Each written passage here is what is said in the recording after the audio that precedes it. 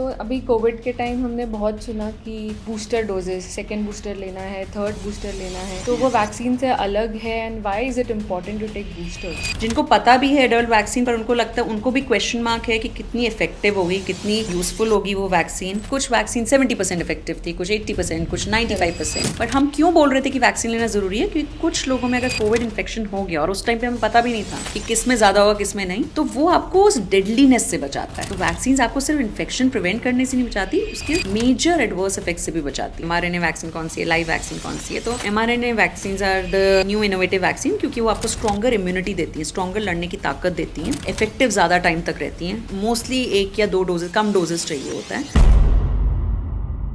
Namaste and welcome everyone to another episode of Beyond the Pill where health meets conversation. I'm your host Dr. Chetna and today we are diving into a topic which is crucial for public health. Vaccine ये word 2020 के बाद बहुत popular हो गया है। Lockdown की tension तो अब कम हो गई है लेकिन वैक्सीनेशन का चक्कर बढ़ गया है। Vaccination is an important and powerful tool in our fight against infectious disease, but there's a lot of misinformation floating around. To shed light on facts and address concern, we have Dr. Richa Mittal, a seasoned professional in a field of pulmonary and sleep medicine, to our podcast today. Dr. Richa is well equipped to shed light on the topic of vaccine and their significance in today's healthcare landscape. Hello, Dr. Richa. Welcome to Beyond the Pill. So, before diving in deep, let's just address the basics. So, what exactly is vaccine and how does it work? Hi, good evening all, and thank you very much for the invitation. So, talking about vaccines, so vaccines are basically just a way to teach your body how to fight the infection. हम लोग क्या कर रहे हैं? हम लोग सिखा रहे हैं बॉडी को कि कैसे फाइट करना है इन्फेक्शन को. So, vaccines are just that. They are trying to prevent you from getting any kind of deadly or serious infection.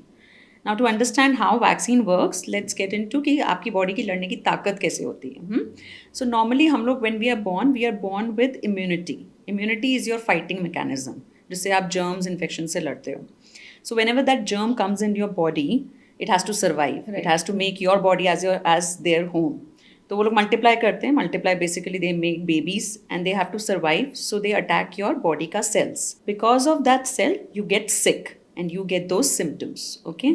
To fight this disease, your body produced proteins which are known as antibodies. Now, these are the main thing that help you fight this disease and helps from preventing it, spreading it further. What vaccine does is something very similar to infection. So, जब हम vaccine देते हैं, either हम organism का कोई part जिससे आपका disease trigger होता है, या फिर कोई dead organism that we inject and we are trying to simulate मतलब we are trying to do what a disease does, कि वो जब पुश इन करते हैं, सो वो ऑर्गेनिज्म या वो पार्ट ऑर्गेनिज्म का that makes your body produce these antibodies. So next time जब आप फ्यूचर में कभी भी आप एक्सपोज होते हो उस इन्फेक्शन से, तो क्या होता है कि आपकी बॉडी को पहले से एक मेमोरी है और एंटीबॉडीज हैं आपकी बॉडी में, तो आपके पास लड़ने की ताकत है. तो दैट या तो आपको इन्फेक्शन होगा नहीं, या फिर अगर हो भी जाएगा तो बहुत माइल्ड होगा, बहुत ही हल्के लेवल का होगा, वो स्प्रेड नहीं करेगा और उससे ज़्यादा आपको साइड एडवर्स इफेक्ट्स नहीं होंगे. Okay. So this is the basics of vaccine. Okay. So, after this explanation, can you just give clarity कि exactly vaccine cure करता है disease या फिर it's just a preventive measure? So vaccines, as I explained you पहले भी, it is more like a preventive in the sense कि आप पहले ही ऐसे स्टेप्स ले रहे हो कि आपको वो डिजीज़ नहीं होए. इवन अगर आप एक्सपोज हो, सपोज आप कल को एक इन्फ्लुएंजा, जैसे इट्स वेरी कॉमन डिजीज़, आप कल को ऐसे पेशेंट के साथ एक्सपोज भी हो जिसको फ्लू है, and even but if you have vaccinated against it, तो आपके अंदर एंटीबॉडीज़ है कि प्रिवेंट करेगा कि आपको इन्फेक्शन नहीं हो. और जैसे कि मैंने पहले भी बोला कि अगर इन्फेक्शन हो भी तो कुछ ग्रुप्स में इट इज़ वेरी माइल्ड, उसके मेजर इफेक्ट्स नहीं हो आपकी बॉडी में. You will not reach the hospital. Yes, so it's not like a cure, but yes, now that you asked and now that I think of that, one cure vaccine that we have is BCG vaccine. Yes. That we give in the urinary cancers and all, bladder cancers, but not exactly. So major function of vaccine is more of prevention rather than cure, I would say. So, अभी Covid के time हमने बहुत सुना कि booster doses, second booster लेना है, third booster लेना है, तो वो वैक्सीन से अलग है and why is it important to take boosters? So yeah that's a very good question. So जब आप वैक्सीन का फर्स्ट शॉट देते हो या फिर जो वैक्सीन का शेड्यूल है, जो मेजर वैक्सीन देते हो, जो प्राइमरी वैक्सीन, उससे आप बॉडी को सिर्फ एक प्राइम कर रहे हो, आप सिखा रहे हो कि एंटीबॉडीज प्रोड्यूस होंगी. Now these antibodies over months for some vaccine, over years for some vaccine, उनका लेवल डाउन होता जाएगा. तो एक प्रोटेक्टिव लेवल होता है जो चाहिए होता है आपको किसी भी इन्फेक्शन से लड़ने के लिए. अब उसका लेवल डाउन होता जाएगा तो आपकी लड़ने की ताकत कम हो रही है. So your booster is trying to boost your the immunity. आपकी लड़ने की जो ताकत है उसको बूस्ट करना है. It's like a shot that you are giving. You are trying to refresh the memory. किसी की मेमोरी को आप रिफ्रेश कर रहे हो कि आप अपनी बॉडी की मेमोरी को रिफ्रेश करो कि कैसे लड़ना है आपको इससे. फिर से आप उसको सिखा रहे हो.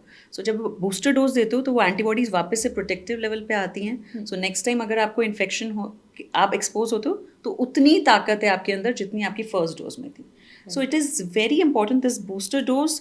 Yes, it is important when it is recommended as a schedule, but it is very important especially for certain groups who are immunocompromised. What do I mean by that? जिनकी immunity लड़ने की ताकत ही कम है. जैसे जो पेशेंट कैंसर के हैं, या फिर किसी को HIV है, या फिर कोई ट्रांसप्लांट के बाद है, या फिर कभी कभी कोई ड्रग्स होते हैं जो पेशेंट जिन पे होते हैं, स्टेरॉइड्स पे होते हैं लॉन्ग टर्म. सो उन लोगों की लड़ने की ताकत कम होती है. जब हम एजिंग हो जाती है उसमें भी हमें लड़ने की ताकत कम होती है. So these are the people who are specially in need of booster, but if recommended, booster is for all also. So then, जो single vaccine dose है, so the immunity doesn't last very long. That is what you're saying, that you It need depends boosters? vaccine to vaccine. So for some it can last like now that we are talking, there is a pneumonia ka there is one vaccine that you have to just take once in lifetime. So it depends on कैसे बनी है आपकी वो vaccine. So आप RNA DNA के level पे जाओगे तो उस वैक्सीन की इम्यूनोजेनिसिटी जो आपकी बॉडी को सिखाती है वो इतनी लंबी होती है कि पूरे लाइफ टाइम लास्ट करेगी. But most of the vaccines they last for years. So over the time वो वेन होता रहता है आपकी बॉडी की एंटीबॉडी डिक्रीज होती रहती है. तो it depends vaccine to vaccine. इसका वन करेक्ट आंसर नहीं है. बट येस, अगर आपके डॉक्टर ने बोला है कि आपको बूस्टर चाहिए, दैट मीन्स जो वैक्सीन आपको मिली है मे बी उसका विद टाइम, उसका उस टाइम के फ्रेम में एंटीबॉडीज कम हो रही होंगी. तो आपको जाके बूस्टर लेना चाहिए to make your body to memorise what it had before. So that's why it is very important कि हम लोग जो vaccination schedule दिया गया है, we have to follow it religiously. Very important because see, these vaccination schedule come from a very rigorous testing, like multiple trials होते हैं. पहले experimental होते हैं, labs में होते हैं, then लोगों के ऊपर होते हैं, and then we reach this schedule. The schedule is also very important. Why? Because अगर आपने शेड्यूल से पहले भी ले लिया तो आपकी बॉडी में ज़्यादा एंटीबॉडीज हो जाएंगी, ज़्यादा रिएक्शन होएगा. That is also not good. हर चीज़ का ज़्यादा भी और कम दोनों ही अच्छा नहीं होता है.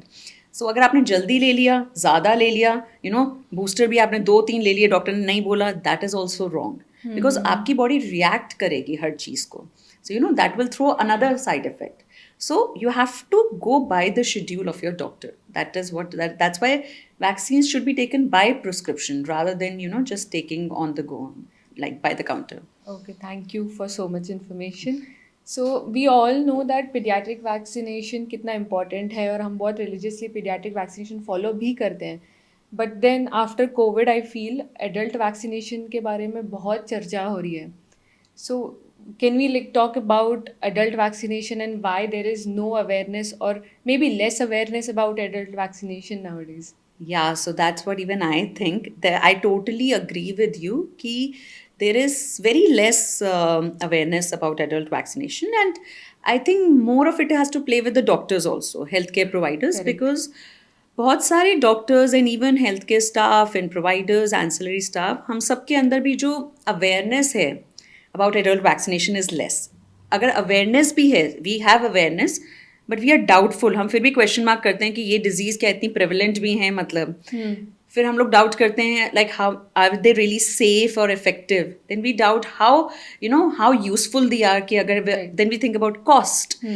So a lot of it comes from the healthcare provider also, that agar suppose healthcare providers with government, if we join alliances and we spread awareness about adult immunization, so I think it will work as good as pediatric and children immunization. Right.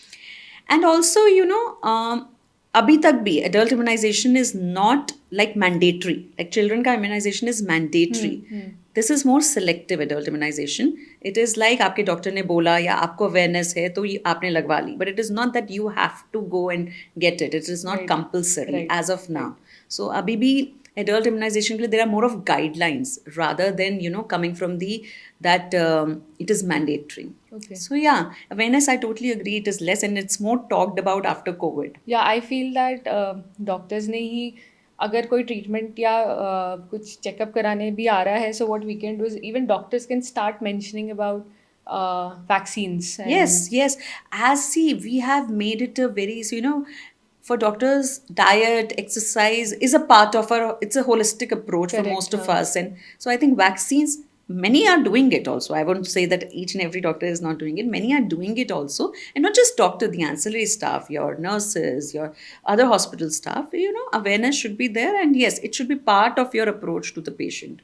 It's as important as your diet, sleep, and exercise. सो वो antibiotics गल्प करने से अच्छा है कि आप vaccine ले लो वो सबसे बेटर प्रिवेंटिव मेजर हो सकता है right? Definitely. And the very common example for this is flu vaccine, influenza Yes, vaccine. yes. For certain groups, it is very important also. It's so easily available.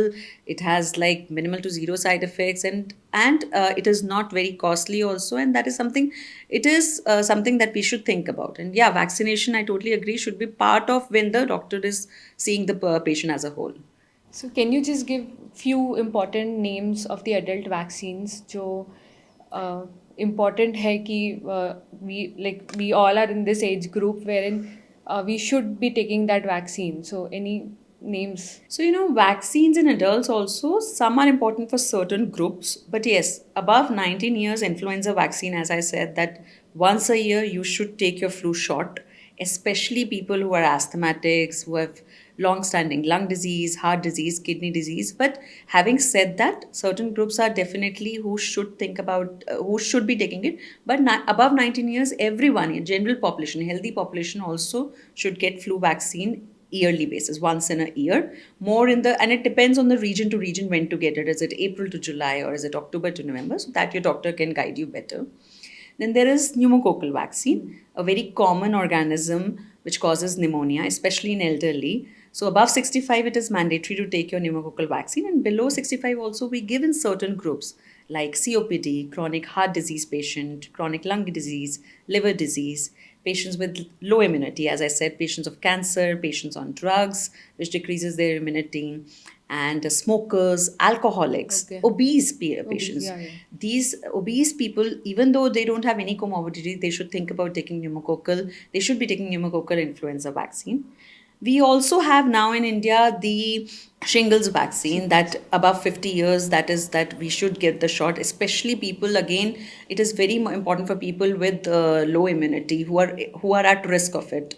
Then if you are working in a line where you're exposed to hepatitis B, like frontline workers, like Yes, healthcare yeah. providers, patients with chronic liver disease, alcoholic, people with multiple sexual partners, they are at risk of hepatitis B infection. So we do have hepatitis B vaccines available for adults.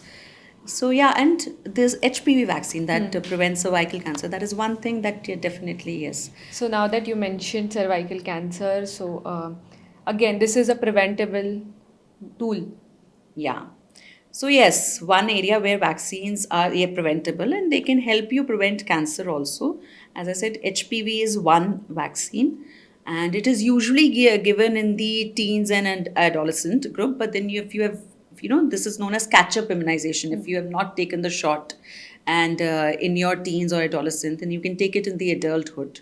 So before your sexual activity starts, and that helps prevent definitely cervical cancer. Also, hepatitis B vaccines.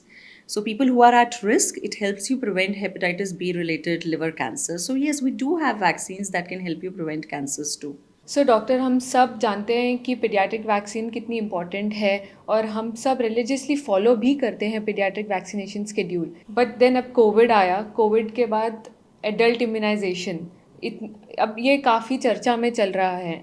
और आपको क्या लगता है कि इतनी awareness कम क्यों है adult vaccination के बारे में कि people don't take it seriously कि अभी जैसे हम फॉलो अप करते हैं कि बच्चे का कौन से महीने पे कौन सा वैक्सीन है, but then I don't think कि कोई भी एडल्ट देखता है कि अब मेरी ये एज है तो ये एज में कौन सी वैक्सीन लेना ज़रूरी है नहीं है. What do you think are the barriers? हम लोग जो हैं बच्चों की वैक्सीन के बारे में बहुत बात करते हैं. बात क्या मतलब हम लोग बहुत पर्टिकुलर हैं कि हमें लगवानी है अपने बच्चे को. हाँ. बट जो बड़ों की वैक्सीन है उसके बारे में हम ज़्यादा बात नहीं करते हैं, तो उसमें काफ़ी ज़्यादा आई थिंक उसका ब्लेम भी नहीं, पर उसमें उसमें उसका रोल प्ले जो है वो काफ़ी ज़्यादा डॉक्टर्स का भी है, क्योंकि बहुत सारे डॉक्टर्स भी हैं जिनको पता भी है एडल्ट वैक्सीन, पर उनको लगता है, उनको भी क्वेश्चन मार्क है कि कितनी इफ़ेक्टिव होगी, कितना यूज़फुल होगी वो वैक्सीन, और कितनी सेफ़ है, और कितनी नेसेसरी है कि इज इट Correct. लाइक कि इतना ज़्यादा डिजीज़ होता भी है ये कि जिसके लिए हम वैक्सीन दें और पेशेंट को अननेसेसरली कॉज दें। तो वो डॉक्टर्स के ऊपर भी, डॉक्टर्स में भी एक क्वेश्चन मार्क है, वहाँ पर भी कहीं ना कहीं अवेयरनेस कम है। तो आई थिंक वो एक हम जब मिलकर काम करेंगे, डॉक्टर्स भी और गवर्नमेंट भी, बिकॉज अभी तक भी गवर्नमेंट की वजह से, गवर्नमेंट से बच्चों के लिए तो मैंडेटरी है कि मतलब देना ही देना है, कंपलसरी है कि आपको देना ही है अपने बच्चे को वैक्सीन। पर एडल्ट बड़ों की जो वैक्सीन है उसके बारे में गाइडलाइंस हैं, बट ऐसा कहीं पर कुछ नहीं है कि जो कि कंपलसरी कुछ नहीं है। करेक्ट। तो आई थिंक जब डॉक्टर्स और गवर्नमेंट मिलकर वील फॉर्म ज़्यादा अलायंस और ज़्यादा जुड़ेंगे और ज़्यादा हम लोग उसके बारे में बातचीत करेंगे, लाइक जैसे आज हम कर रहे हैं, जैसे अवेयरनेस स्प्रेड करेंगे तो then it will come in to play. And policies नहीं है एडल्ट्स बड़ों को लेके, वो पॉलिसीज नहीं है अबाउट वैक्सीन्स के ऊपर। सो डॉक्टर्स का भी, मतलब जितना डॉक्टर्स का रोल प्ले रहेगा, मतलब हम लोग एक पार्ट बनाएंगे कि जब भी हम एक पेशेंट को देखते हैं, और हम लोग जैसे खाने के बारे में बात करते हैं, एक्सरसाइज की इंपॉर्टेंस के बारे में बात करते हैं, उतनी ही प्रेशर से, उतने ही इंपॉर्टेंस से अगर हम उस वैक्सीन के बारे में बात करेंगे तो उसका भी अवेयरनेस धीरे धीरे करके बढ़ेगा। बट हाँ, अब स्टार्ट हो रहा है, but it will come to, so we have to, through the media and everything, and like just the way we have taken this initiative, vaccines से हमें उसको vaccination पे लेके जाना है. yes Right. to put it more into practical rather than theory. Yes. So can you just name few important adult vaccines? And is there any criteria or any eligibility or any specific condition कि ये vaccines यही age limit तक होनी चाहिए या यही disease तक है? So बहुत सारी एडल्ट वैक्सीन्स हैं, बट जो कॉमन वैक्सीन है, see the most commonest vaccine है वो है फ्लू वैक्सीन, इन्फ्लुएंजा वैक्सीन, जो बहुत इट्स नॉट कॉस्टली ऑल्सो, अगर हम कॉस्ट की बात कर रहे हैं, एंड इफेक्टिव भी है, एंड फ्लू बहुत कॉमन भी है अमंग लाइक एवरीवेयर ग्लोबली, पूरे वर्ल्ड में। तो उसमें जो रिकमेंडेशन है, जो बोला जाता है गाइडलाइंस के थ्रू, कि 19 ईयर्स के ऊपर even if you are healthy तो आपको साल में एक बार फ्लू शॉट लेना चाहिए। स्पेशली उन लोगों को लेना चाहिए जिनको बहुत टाइम से कोई लंग्स की बीमारी है, कोई दिल की बीमारी है, कोई हार्ट की, कोई लिवर की बीमारी है, किडनी की है, जो लोग अल्कोहलिक्स हैं, जो लोग स्मोकर्स हैं, ओबीस हैं। ओबेसिटी इज़ वन एरिया जो हम लोग जिसके बारे में बात नहीं करते, बट वो लोग ज़्यादा ससेप्टेबल होते हैं कुछ इन्फेक्शंस के लिए। So these groups should definitely take, but any one above 19 who is healthy also, उनको साल में एक बार फ्लू वैक्सीन ज़रूर लेनी चाहिए, क्योंकि फ्लू बहुत कॉमन भी है। कब लेनी चाहिए वो आपके डॉक्टर से कंसल्ट करके लेनी चाहिए, बिकॉज यही बॉम्बे में बैठकर महीने अलग होते हैं, हम लोग अप्रैल टू जुलाई में देते हैं, यही आप दिल्ली में जाओगे तो वहाँ पर महीने अलग हैं। तो इट इज़ ऑलवेज आपकी डॉक्टर्स के प्रिस्क्रिप्शन और सलाह के बाद ही। न्यूमोकोकल वैक्सीन, क्योंकि ये वैक्सीन उस बैक्टीरिया के अगेंस्ट है जो बहुत कॉमनली निमोनिया कॉज करता है और बहुत डेडली निमोनिया कॉज करता है इन सर्टन ग्रुप्स। सो 65 के ऊपर अगर आप हैं तो आपको लेनी है न्यूमोकोकल वैक्सीन, और अगर 65 के नीचे हैं और आपको सर्टन डिजीजेज हैं, जैसे मैंने बोला कि आपको बहुत लॉन्ग स्टैंडर्ड कोई लंग डिजीज़ है, हार्ट डिजीज़ है, लिवर डिजीज़ है, किडनी डिजीज़ है, अगर आप कैंसर के पेशेंट हैं, अगर आप ऐसी दवाइयों में हैं जिससे आपकी इम्यूनिटी कम होती है, अगर आप पोस्ट ट्रांसप्लांट के पेशेंट्स हैं, सो इन कंडीशंस में ये रिस्क ग्रुप्स हैं जिसमें आपको न्यूमोकोकल वैक्सीन ज़रूर लेनी चाहिए। हेपेटाइटिस बी वैक्सीन अवेलेबल है, जो एडल्ट्स के लिए भी है। ये उन लोगों के लिए है जिनको रिस्क ज़्यादा है। One, health care providers, doctors, nurses, staff, people who are working in hospital, जो लोग एक्सपोज होते हैं कोई प्रिक से या किसी भी ब्लड प्रोडक्ट से जिससे कि हेपेटाइटिस बी फैल सकता है, जिनको लिवर डिजीज़ हैं, जो अल्कोहलिक्स हैं, जिनके मल्टीपल सेक्सुअल पार्टनर्स हैं। अगेन दीज आर ग्रुप्स जहाँ पर हेपेटाइटिस बी इन्फेक्शन कॉमनली हो सकता है, so they should be taking vaccines. तो डिफरेंट वैक्सीन्स, HPV वायरस है जो सर्वाइकल कैंसर कॉज करता है, उसके लिए भी वैक्सीन्स अवेलेबल है एडल्ट के लिए। और then haemophilus influenza, there are many vaccines, but commonly that we give is influenza, pneumococcal, hepatitis B and these. Then pregnancy में अलग होता है. सो Correct. एडल्ट में वैक्सीन देते हैं. जैसे किसी का कैचअप इम्यूनाइजेशन जिसको हम बोलते हैं, आपने बचपन में नहीं लिया और आपको अगर अभी होने के चांसेस ज़्यादा हैं, तो जैसे प्रेगनेंसी से पहले हम मीजल, मम्स, रुबेला का वैक्सीन ज़रूर अगर नहीं मिला है तो देना होता है. ड्यूरिंग प्रेगनेंसी आपको टेटनस का वैक्सीन होता है. So after pregnancy also there are certain vaccines. So pregnancy is also one group जहाँ पर vaccines are very important. कौन सी पहले लेनी है, कौन सी during pregnancy लेनी है, कौन सी बाद में लेनी है. So it all depends on what कौन से ग्रुप से आप बिलोंग करते हैं. But we have multiple adult vaccines. Talking about pregnancy, so vaccines have any side effects कि जो pregnancy में भी problem cause कर सकता है या they are absolutely safe? So vaccine is mostly safe. Vaccine से इतना ज़्यादा साइड इफ़ेक्ट होता नहीं है. बहुत ही हल्के मामूली साइड इफ़ेक्ट्स होते हैं. अगर होते हैं, आपको बुखार आ सकता है जिस दिन आपने लिए है, नेक्स्ट 24 से 48 आवर्स तक के लिए. रैश हो सकता है जहाँ पर आपने वैक्सीन ली है. थोड़ी स्वेलिंग आ सकती है. आपकी जॉइंट्स में पेन हो सकता है. वीकनेस हो सकती है. These are minor side effects जो हो सकते हैं वैक्सीन से. यूजुअली वैक्सीन से साइड इफ़ेक्ट्स नहीं होते हैं. अगर रेयरली कभी मेजर साइड इफ़ेक्ट्स होते हैं, दैट इज़ समथिंग जो आपको रिपोर्ट भी करता है आपका डॉक्टर, आपके रिपोर्टिंग में जाता है. But usually vaccines are safe. Okay. And if they're FDA approved, they're definitely safe. And pregnancy में yes, the question that you asked is very good, that we have to be very careful. जैसे मैंने कहा, कुछ vaccines आपको pregnant होने से पहले आपको ली होनी चाहिए. When we were talking about कैसे वैक्सीन वर्क करती है, there are certain vaccine known as live vaccine, जिसमें जो ऑर्गेनिज्म होता है उसको डिजीज कॉज करने की जो उसकी क्षमता होती है बहुत कम होती है. बट वो होता वही ऑर्गेनिज्म है जो जाके आगे जाके इन्फेक्शन कर सकता है. तो वो वैक्सीन्स, लाइव वैक्सीन्स, हम लोग प्रेगनेंसी में नहीं देते हैं क्योंकि उससे बच्चे को भी हार्म होने के चांसेस होते हैं. एंड कुछ वैक्सीन्स हमें प्रेगनेंसी में देनी होती है क्योंकि वो आपके लिए नहीं, आपके बच्चे के लिए भी बहुत अच्छी होती हैं. तो उसको इन्फेक्शन से लड़ने की ताकत मिलती है. इसीलिए प्रेगनेंसी के बाद भी वैक्सीन इंपॉर्टेंट होती है क्योंकि ब्रेस्ट फीड के मिल्क के थ्रू दैट वैक्सीन्स का antibodies go. Can you just name them? During the pregnancy, Yeah. we take for tetanus, diphtheria, Okay. whooping cough. वही These are सब common. वाले. Yes. Okay. So अभी क्या ये vaccine से हमको एश्योरेंस मिल जाती है कि वो डिजीज़ हमको होगी ही नहीं? 100% श्योरिटी तो किसी की भी नहीं है. सो हर वैक्सीन का एफिकेसी होता है कि कितनी इफेक्टिव है, कितने चांसेस हैं आपके कि आपको डिजीज़ नहीं होए. तो हर वैक्सीन्स का वो डिफरेंट होता है. किसी का 95% होता है, किसी का 90 होता है, किसी का 70 होता है. तो हर उसका इफेक्टिवनेस होती है. 100% यूजुअली नहीं होता है. बट अगर सपोज आपको डिजीज, वैक्सीन्स, बहुत सारे लोग ये क्वेश्चन पूछते हैं, तो अगर इफेक्टिव ही नहीं है, 100% इफेक्टिव नहीं है, तो क्यों ले? वो इसलिए लेना है क्योंकि अगर आपको इन्फेक्शन हो भी जाता है तो वो बहुत फ्लेयर अप नहीं हो, बहुत ज़्यादा आपकी पूरी बॉडी में डैमेज नहीं कॉज करे. बिकॉज कुछ डिजीजेस बहुत डेडली होते हैं. जैसे कोविड की बात करें, कुछ वैक्सीन 70% इफेक्टिव थी, कुछ 80%, कुछ 95%.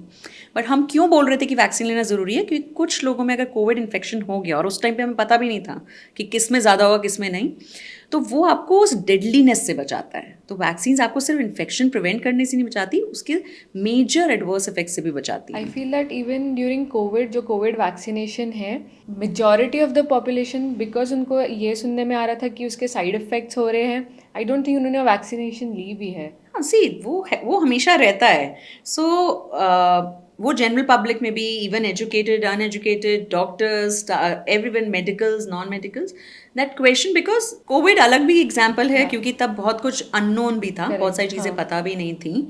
बट जैसे जैसे लोगों को इफेक्टिवनेस दिखने लगी, आई थिंक और लोग वैक्सीन के फेवर में आते गए. बट हाँ, वो एक क्वेश्चन मार्क था शुरू में कि हाउ इफेक्टिव, कितनी सेफ है.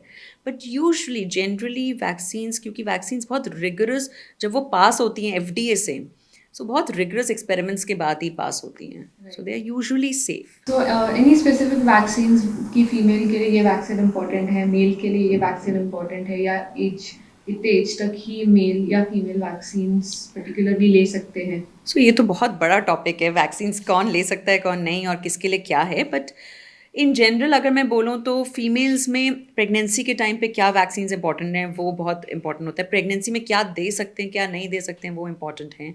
सर्वाइकल कैंसर के लिए जैसे हमने बात करी, HPV vaccine, that is very important.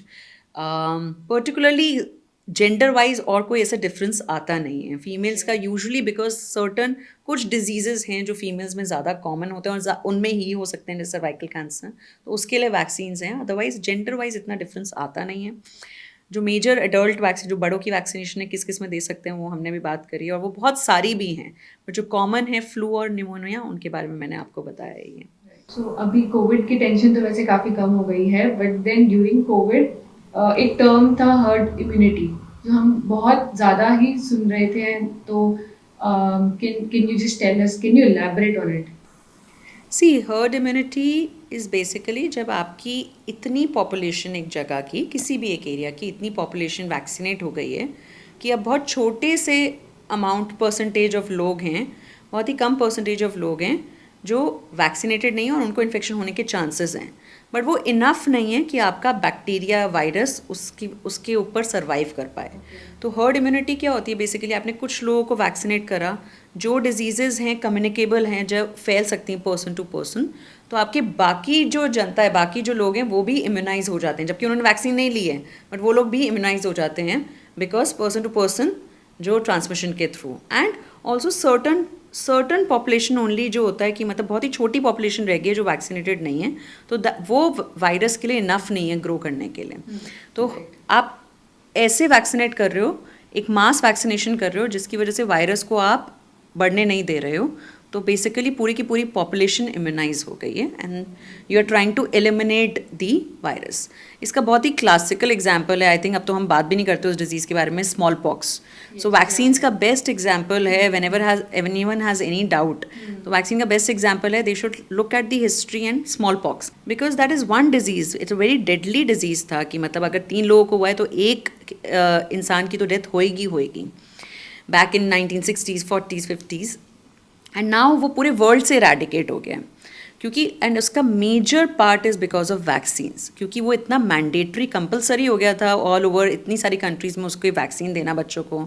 And then अगर कहीं हो भी गया आउटब्रेक, तो वहाँ पर पूरे वर्ल्ड की ही alliances they used to come together और वैक्सीन्स करते थे पूरे के पूरे पॉपुलेशन को, to get the herd immunity.